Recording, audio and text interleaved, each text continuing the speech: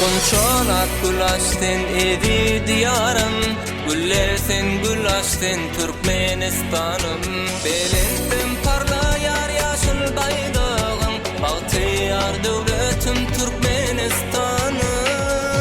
Ata vatanım menim, sen nedir men şöhratım, afuda gül diyarım edi Türkmenistan. Sen nedir men gayratım, sen nedir men şöhratım, afuda gül diyarım edi Türkmenistan.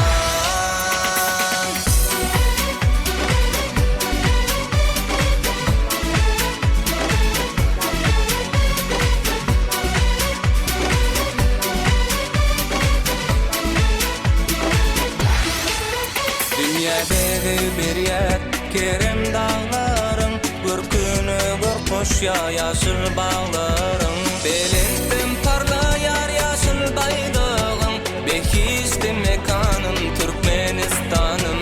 Sehrada açılan güllere aşık, baktım koynuna güllere aşık. Vaktım dünya dolu buğun yurdaşık, bahtiyar devletim Türkmenistanım.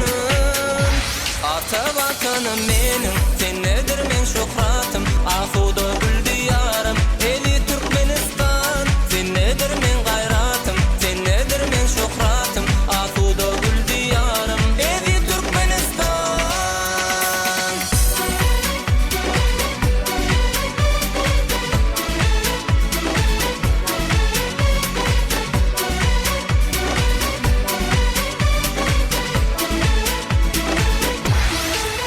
Iqbalı götürülün şöhratli halkım, özgürüş yaylası devletli halkım.